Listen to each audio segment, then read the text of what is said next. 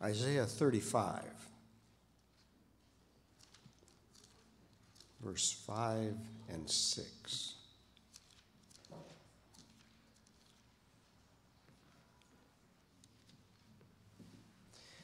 Then the eyes of the blind shall be opened, and the ears of the deaf shall be unstopped.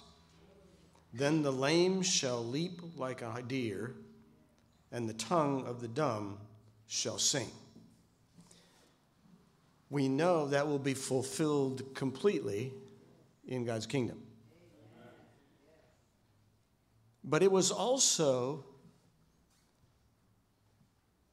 a prediction of what would happen when Messiah came. And as we read through the stories in the New Testament, we see that Jesus did all those things. John chapter 5. Jesus comes to the pool of Bethesda. By the way, Scripture says there were 5 porches. Do you know how there are 5 porches? When you see the remains in Jerusalem, it is 2 pools holding water with porches all the way around the outside and another porch across the dam in the middle that separates the upper pool from the lower pool. So it is 5 porches when you see the remains there. Jesus found the paralyzed man by the pool of Bethesda and says to him, "Do you want to be made well?" The answer was based on, "Why do you think I'm here?" And the man said, "Well, I'm too slow. I can never be the first in when the water is stirred." And Jesus knew that. And he wasn't into that theory. He was into the theory that the healing comes from God when God chooses to give it. And he said, "Get up, take your bed, go home." So he got up, took his bed and went home. Been paralyzed for 38 years. And he walks out rejoicing and praising God. The lame he healed. Mark chapter 7.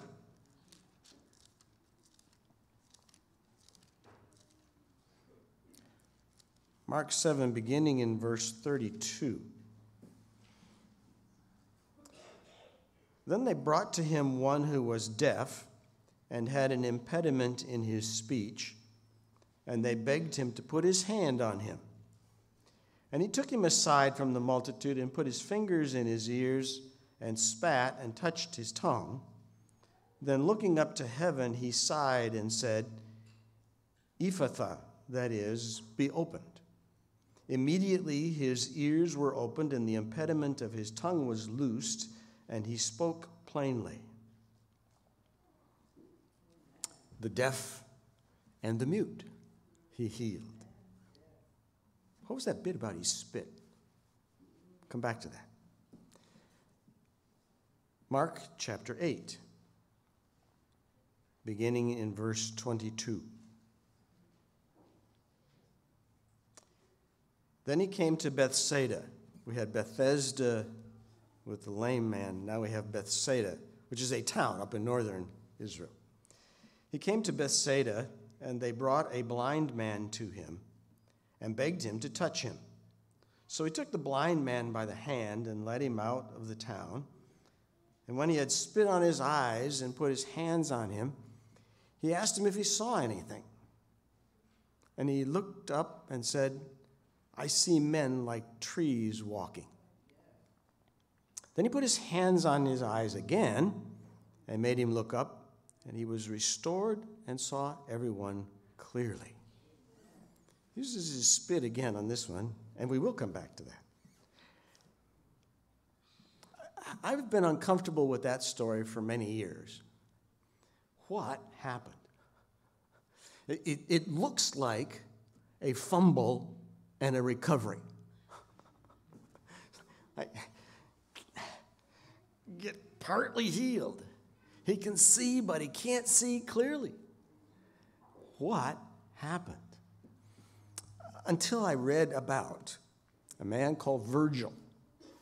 1991, he had surgery. He had been blind for many, many, many, many years. And after his surgery for cataracts, he was able to see again, but his brain could not process what he saw into a full plane image. If he looked at his cat, he didn't see a whole cat. He saw pieces of a cat, kind of random. Fur and ears and tail and paws, but he didn't see a whole cat because his brain didn't know how to do that. It turns out that to heal our vision for someone who's been blind for a long time or never learned to see, there's two parts. There's the physical transmission of the light signal from the eye to the brain. And then there's the processing of the image in the brain. And both of those need to get fixed. And usually when Jesus does these miracles, he just does the whole thing all in one whack and never made any differentiation that there's two parts to the thing. But on this occasion, he stopped in the middle and said to the man, "What do you see?" And his description sounds like Virgil after his surgery. He saw lots of color, lots of pieces of stuff, but it wouldn't come together into a clear, understandable image.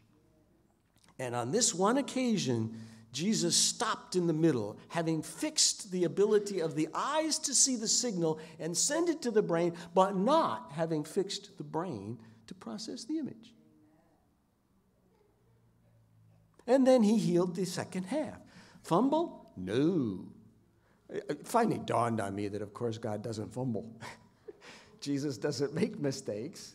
That this is not a rescued miracle. It's a deliberate act on his part to stop at that point so he can say to us.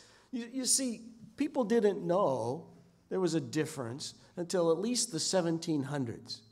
And finally in the 1700s, the scientists and guys working with vision and starting to make eyeglasses and whatever realized there's two parts to this thing. There's the eyeball and the brain. And realized it would be possible to fix the eyeball and not the brain at times. That was when they first started getting that concept. Virgil was an excellent illustration of it, written up in the scientific literature. You can look him up on the internet and read about his story. It was an interesting story. One of the reasons I like that story now is because when you think about it, that record of the man healed at Bethsaida becomes a self-verifying record of a miracle. How so? Because no one writing that story from the days of Jesus until at least 1700, no one would write the story that way because it never made sense to anybody for centuries, because nobody knew there was two pieces to this thing and that there was a middle you could stop at. And for all the people reading the story from the days of Jesus right up through my childhood, we all looked at it and said, "That's crazy. What happened? What went wrong?" Nobody would write the story of a miracle with a "what went wrong" scenario, would you? No. You can't fake that story that way because nobody understood that that was how it is. And so you couldn't have faked that story that way. That, I think, is just cool. It is self-verifying record of a miracle. Nobody could have written it that way because they didn't understand that it was that way. So you couldn't have written it that way. And then, John chapter 9. This is really our central story for today. Beginning in verse 1. Then he called his 12 disciples together Oop, I'm in Luke, wrong place. John chapter 9. Yeah. Now, as Jesus passed by, he saw a man who was blind from birth. And his disciples asked him, saying, Rabbi, who sinned, this man or his parents, that he was born blind? Who sinned? Now, as Jesus passed by, he saw the man. It doesn't tell us what Jesus was thinking, but I'm pretty sure it's not the thoughts the disciples were thinking. They see him look at the blind man, and it starts them thinking. And their thoughts go to, ooh, whose fault is this? This man or his parents? Who sinned? Whose fault? And their minds immediately go to fault. Jesus was not going to whose fault it was. He was going to, where's the solution for this? Where's the solution? Man, sometimes we get so stuck on the whose fault. And there is fault. And sometimes we need to learn from fault. We need to learn from our own faults so we don't keep faulting the same fault. But sometimes I think we get stuck on the problem, not the solution. So the disciples did here. They went immediately to whose fault is this? And Jesus answered, neither this man nor his parents sinned, but that the works of God should be revealed in him. In the book of Job, there's a lot of trouble comes to Job, and his friends say, it's got to be your fault, man. You can't convince me that all of this just happened to you. Well, it's true it didn't just happen to him. There's a quarrel going on between God and the devil, and they had a specific argument about a specific man named Job and what he would do if the devil had a chance to do what he wanted to. So God said, I'll let you. Was it Job's fault? Absolutely not. Job was right when he said, I have not sinned, it's not my fault. He may have sinned elsewhere in his life, but it didn't have anything to do with that. Didn't have anything to do with that. And here, it doesn't have anything to do with the blind man or his parents, but that the works of God should be revealed in him. It just caught my mind this week that really expresses God's relationship to allowing sin whenever he allows sin, which produces damage. This man, maybe, sometimes we sin, and it causes trouble for us. Yes, we do. Sometimes our parents sin, and it causes trouble for us. Yes, it does. But a lot of times in this life, it wasn't you. It wasn't your parents. You're driving through an intersection, and you get T-boned by somebody who ran the stop sign. I know a man who was recovering from heart surgery after a heart attack. And he was doing very well until an unlicensed driver with a farm truck ran a stop sign, T-boned him, and killed him. The family was just beginning to say, yes, he's going to make it from the heart. And he's gone. Is that fair? No, it's not fair. Is it his fault? Absolutely not his fault. I mean, he's driving down the road the way he's supposed to. It's the other guy that didn't. Why does God let things like that happen? Sometimes the problems come because of our own faults. Sometimes the problems come because of specific faults of other particular people. But in other cases where neither of those explain it, it's that the works of God should be revealed. Is that always true? It just struck me that I think that's always true. Always true. God let the evil run its course so we will see that it is evil, and we will see that his response is good, and glorify God as we see how does he relate to the evil that happens in our world. Verse 4, I must work the works of him who sent me while it is day. The night is coming when no man can work. As long as I'm in the world, I am the light of the world. When he had said these things, he spat on the ground. There it is again. He spat on the ground, made clay with the saliva, and anointed the eyes of the blind man with clay. Jesus said, I must work the works of him who sent me. And then he tells the blind man, go wash in the pool of Siloam, which is interpreted or translated, sent. Jesus says, I am sent. Now you go to the pool called Sent and wash your eyes there, which he did. And he came back seeing. The neighbors and those who had previously seen that he was blind said, is not this he who sat and begged? Isn't this the blind man?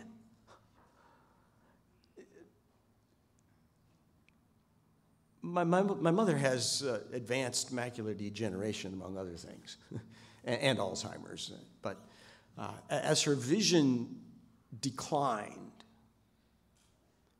her facial expressions began to shift. There's something about a person with vision, the way they look, the way they focus on you, is usually different from a blind person. I know one blind fellow who could fool you. He always turned to where you were and looked you in the eye when he talked to you.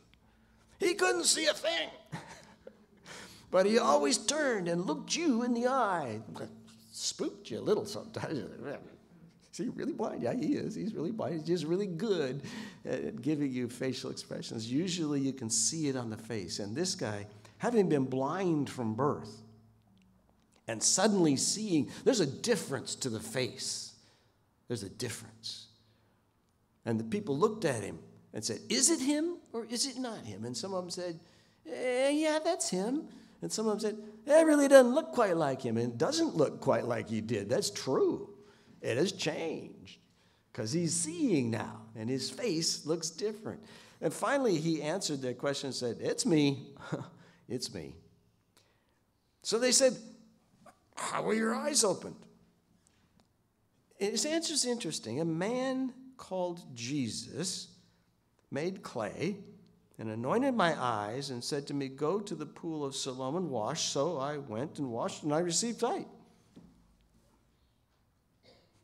Now, I think they were looking for an explanation that would help you understand how that happened. But there's nothing in the explanation that helps you understand how it happened. What happened? Yeah, but how that worked? How does spitting on the ground, this is the one that I didn't understand for a long, long time. How does that work? Why did Jesus do it that way? Way back at the beginning of this, the disciples say, who sinned? This man or his parents? And you notice nobody talks to the blind man.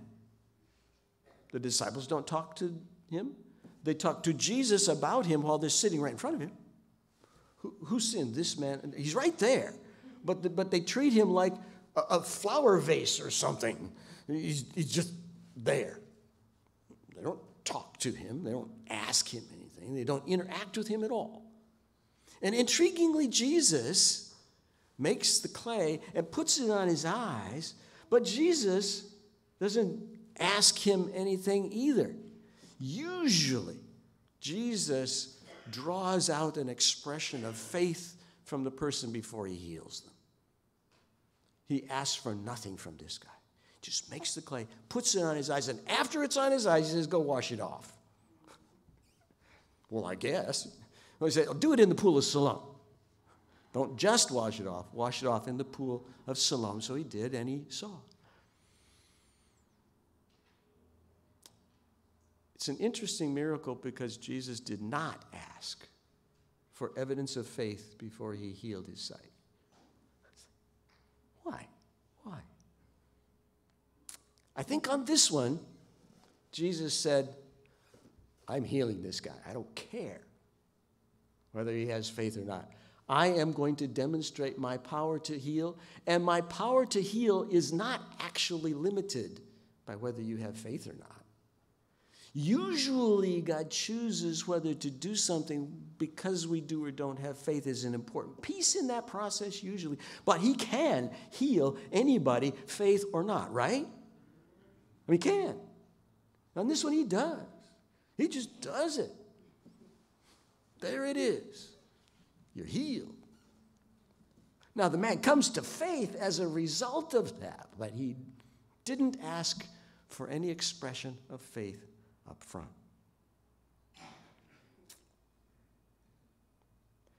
So the neighbors say to the man, verse 12, "Where is he?" Meaning Jesus. He says, "I don't know." He's heard Jesus' name. He's never seen Jesus. He couldn't pick him out of a crowd because he's never seen him. He was blind when he went to wash. When he left the presence of Jesus, he was still blind. It's when he came back that he was seeing. He's heard the name Jesus as the disciples talked to him, so he knows that's the name of the man. And he knows he made the clay because that's what he washed off. Beyond that, he doesn't know what he looks like.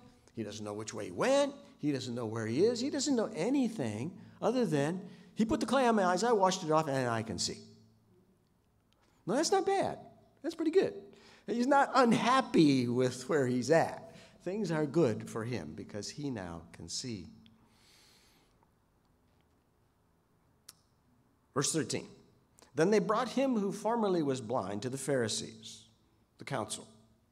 Now, it was a Sabbath when Jesus made the clay and opened his eyes. Jesus had an interesting habit of challenging the Jewish leaders and their understanding and thoughts about Sabbath.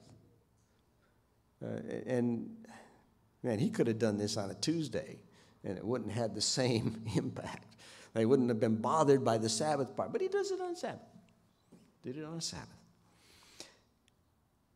The Pharisees also asked him again how he had received his sight. He said to them, "He put clay on my eyes, I washed, and I see." He's got it boiled down. His description has shortened up, and he has it very succinct. He put clay on my eyes, I washed, I see. And they said, some said, "This man is not from God because he does not keep the Sabbath." According to their rules, that was wrong. I suppose making the clay work, maybe, in their thinking, or going to wash, maybe that's the problem. I don't know exactly where their problem with it was, but something in there was qualified as work in the rabbi's rules. You know that a Jewish person couldn't put a handkerchief in their pocket and walk to church on Sabbath morning because you're carrying a burden. But if you sew it to the outside of your suit coat, it becomes part of your suit coat, and you're not carrying it, and so you can blow your nose with your handkerchief, as long as it's sewed to the outside. Rules like that grew up out of the rabbi's way of relating to Sabbath. And they weren't relating to it as a day of fellowship with God. They were relating to it as, I don't know, maybe a valuable museum piece to be protected from any damage. It wasn't something to use. It wasn't something useful. It was something to be preserved at all costs. Some said, "This man is not from God. He does not keep the Sabbath." Others said, "How can a man who is a sinner do such signs?" Now, that's a really good counter question. Yeah, a problem with that explanation, Joe, and that is, you're going to require God's power to do this kind of thing? So would God do that through someone who is violating his will? So there's an argument going. They said to the man who was blind, "What do you say about him because he opened your eyes?" He said, "He's a prophet." This is the blind man now. He's growing in his understanding of Jesus. But they just said, no, he wasn't really born blind. Couldn't have been. So they concluded that the whole story wasn't true. Now, that's interesting because it happened with plenty of witnesses. in the daylight, in Jerusalem. The Pool of Siloam is in Jerusalem. The Pool of Siloam is at the tail end of Hezekiah's tunnel, for any of you who are interested. Hezekiah's tunnel leads from the Gihon spring, the water source, down to the Pool of Siloam. That's where he sent him. It's inside the walls of Jerusalem. Right under the noses of the leaders in Jerusalem, Jesus did this miracle.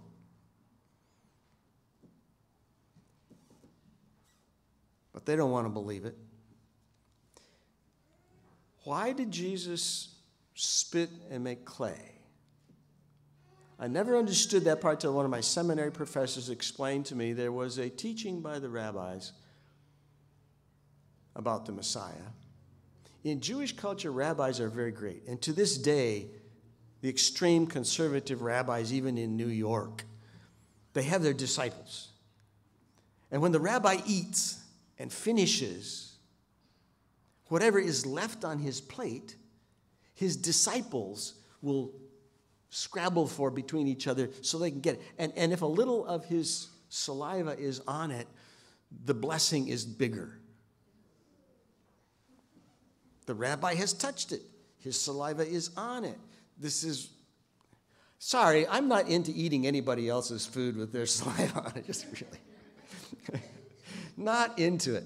But in Jewish culture, and it has been this way for a long time, the rabbi is revered highly, and his saliva is seen to be something potent and desirable. And in Jesus' day, they said of the Messiah will be so great that his saliva will give sight to the blind. How's that again? Messiah will be so great that his saliva will give sight to the blind. What did Jesus do with this miracle? Do you want to know who I am? He says. Watch what my spit does for this man born blind. He comes back seeing. Guess who I am, says Jesus. By doing that, he is showing to the rabbis on their terms that he is none other than the Messiah. Then shall the lame man leap as a hart. The dumb, the blind, the deaf. Messiah will heal them all, and in the Gospels, Jesus heals them all. And on several of them, the deaf mute, the blind man at Bethsaida, the man born blind, he uses his spit to do it. Because he's speaking to the Jewish leaders saying, watch what my spit does. If you want to know who I really am. I am Messiah. I am the one that Isaiah said would be coming. I'm the Son of God. The blind man gets called back in again after his parents. They call in his parents to verify that he really is their son and he really was born blind. And they say, yes, he really is our son. Yes, he really was born blind. Beyond that, you got to talk to him. We don't know anything. We don't know anything. We don't know who did it. We don't know how they did it. They know. You think he didn't tell them? But because there was this agreement already among the leaders in Jerusalem, if anyone supports Jesus, they'll get kicked out of the synagogue. They refused to say anything. They said, he's old enough. He can answer for himself. You ask him. All the rest of the details. Yes, it's our son. Yes, he was born blind. Beyond that, nope. Not going to deal with it. So they call him in again and ask him, how did he open your eyes? His answer is interesting. I already told you. Didn't you listen? Are you wanting to be his disciples? Now, he knew they didn't want to be his disciples. They said, oh, we're Moses' disciples. We don't know about this guy. They got all upset. And before they're done, they say, we know God spoke to Moses. As for this fellow, we do not know where he's from. We don't know where he's getting this from. And the blind man said, well, that's interesting. In fact, that's a marvelous thing that you don't know where he's from, yet he opened my eyes. Now we know that God does not hear sinners, and he's echoing here the teachings of the rabbis. He heard them, and he's telling them back what they told him. We know that God does not hear sinners, but if anyone is a worshiper of God and does his will, he hears him. Since the world began, it has been unheard of that anyone opened the eyes of one who was born blind. If this man were not from God, he could do nothing. He nailed it, didn't he? Nobody has ever healed someone born blind before, he said.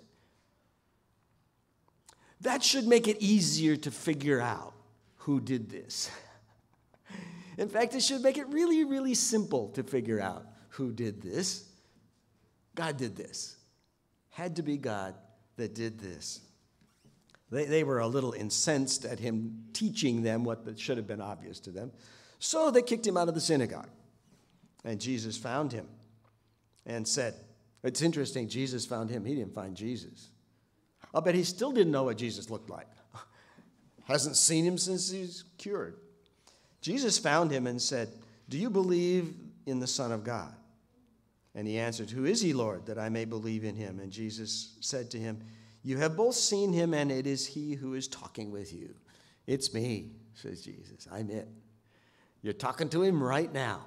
Now he can put a face to the name. That's him. He's heard the voice before. He's been healed by Jesus. He's never seen his face. Now he's got a face to go with it. Jesus said, for judgment I've come into this world, that those who do not see may see. That's the blind man. And that goes for spiritual things as well. And that those who see may be made blind. Now that's an odd statement, and some of the Pharisees listening to that were suspicious that Jesus was starting to point a finger at them, which he often did in subtle ways. Some of the Pharisees who were with him heard these words and said to him, are we blind also? And Jesus answers not about blindness, but about sin. He said to them, if you were blind, you would have no sin. But now you say, we see, therefore your sin remains. Now, I think if I unpack that and if you do it carefully, I think he really is saying you are spiritually blind when he says your sin remains. But he didn't answer that question about blindness. He answered that question by talking about sin. And he said, yeah, you have a problem. You have a problem that needs to get fixed. Some lessons here. Suffering is not always a direct result of a particular person's sin. The blind man or his parents or us or anybody else. Sometimes it's just because we live in a world that has sin in it. And it does damage. And it does damage to people who didn't do anything asking for damage. It just does. Sin is not polite or fair. It does not restrict its damage to those who are guilty, to those who deserve it. That's kind of the question the disciples were asking. And Jesus says, no, sin is not polite like that. Sin does not hold itself to attacking only those who deserve what they're getting. Some people kind of deserve what they're getting. I remember the story of someone driving down the freeway, and there's like all the traffic crowded into 2 lanes, and there's a third empty lane over there, but it's got barricades and cones all along. You know, why aren't you driving over there? Traffic's backed up, it's slow, and there's this lane over there they're not letting us use, and nothing's happening over there. And this little sports car goes sailing by in the empty lane. Like, man, that's not fair. Well, maybe a mile or 2 down the road, there's the sports car sitting in the fresh concrete right to the axles. And the driver reporting that said, right at that moment, I said, not sure I should have felt this, but I said, they deserved that. Yeah, sometimes we deserve what we get. Sometimes we really deserve what we get. But not always, not always. Sin's not that fair. But God allows sin its time to run loose in our world for the ultimate purpose of showing his glory, his goodness in response to sin's evil nature. From this story, we watch the blind man's faith developing from a man named Jesus, put clay on my eyes, to he's a prophet. He's got to be from God. How can he not be from God and do this kind of thing? To say, so who is he, Lord, that I may believe? And Jesus says, it's me, and he worships. His faith grows as he uses it. The leaders in Jerusalem, you see their unbelief deepening as they resist the evidence before them. It goes both ways. And as Jesus was talking at the very end of the chapter to the blind man and the Pharisees, he shows that there is vision and blindness, not just physically, but spiritually. And all of us face the questions of spiritual vision, spiritual blindness. Do we see by God's grace? Do we let him restore us by his grace? We need to sense our need and ask for his help. This morning, well, I should say today, because it's not morning anymore. Today we're going to have the foot washing and communion service. Right now we're going to separate for the foot washing. The gentlemen will use the junior room. I understand you usually go down the stairs this way. The ladies will use the primary room. They usually go down the foyer stairway. Families in the cradle roll room. Those who want to avoid steps can use the training chapel in the back here. And then we'll return here for the Lord's Supper when we have finished with the foot washing. Thank you.